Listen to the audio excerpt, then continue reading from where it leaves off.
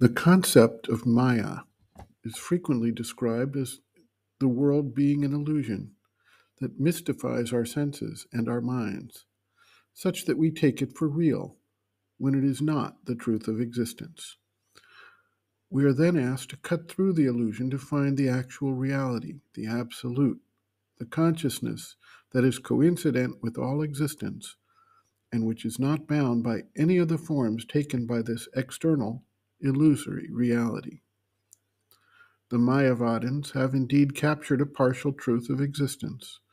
The reality of the creation is not to be denied, but our perception of it and our interpretation of its meaning constitute the real illusion.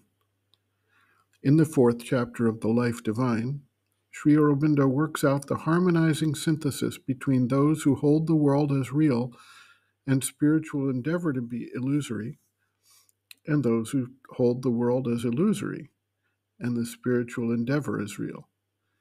He defines this as reality omnipresent. The entire universal creation is a manifestation of the divine, and its reality is based in the reality of the divine existence.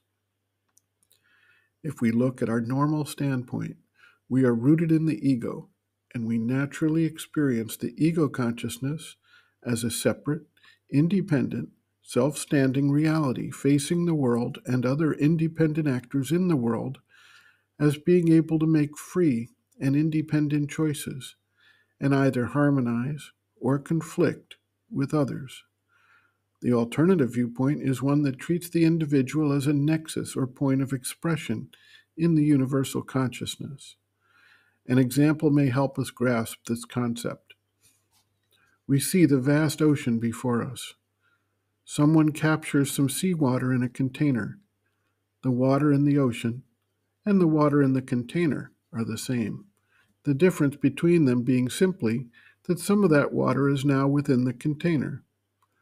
Now, if we conceive of the container as a permeable membrane that allows impacts, motion, heat, cooling, salinity, etc., from the wider ocean to affect the contained water, and similarly, the water inside to migrate out under various conditions, we can get some sense of how the universal consciousness both cordons itself off into these separate standpoints and how it, at the same time, manifests its intention through them.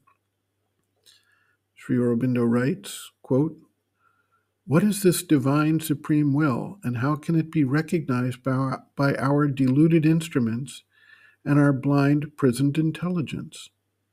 Ordinarily, we conceive of ourselves as a separate I in the universe that governs a separate body and mental and moral nature, chooses in full liberty its own self-determined actions, and is independent, and therefore sole master of its works and responsible.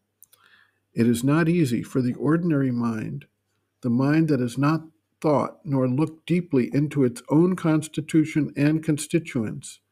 It is difficult even for minds that have thought but have no spiritual vision and experience to imagine how there can be anything else in us truer, deeper, and more powerful than this apparent I and its empire.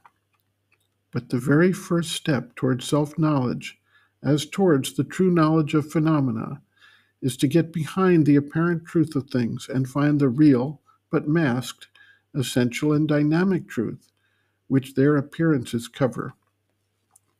This ego or I is not a lasting truth, much less our essential part. It is only a formation of nature, a mental form of thought centralization in the perceiving and discriminating mind, a vital form of the centralization of feeling and sensation in our parts of life, a form of physical conscious reception centralizing substance and function of substance in our bodies. All that we internally are is not ego, but consciousness, soul, or spirit. All that we externally and superficially are and do is not ego, but nature.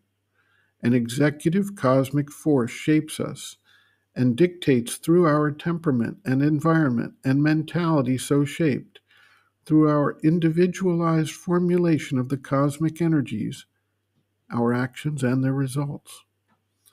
Truly, we do not think, will, or act, but thought occurs in us, will occurs in us, impulse and act occur in us. Our ego sense gathers around itself, refers to itself all this flow of natural activities. It is cosmic force, it is nature that forms the thought, imposes the will, imparts the impulse. Our body, mind, and ego are a wave of that sea of force in action, and do not govern it, but by it are governed and directed. The sadhak, in his progress towards truth and self-knowledge, must come to a point where the soul opens its eyes of vision and recognizes this truth of ego and this truth of works. He gives up the idea of a mental, vital, physical I that acts or governs action. He recognizes that Prakriti, force of cosmic nature following her fixed modes, is in him and all things and creatures, the one and only worker. End quote. Reference, Sri Aurobindo and the Mother, The Hidden Forces of Life, Chapter 1, Life Through the Eyes of the Yogin, pages 23 to 24.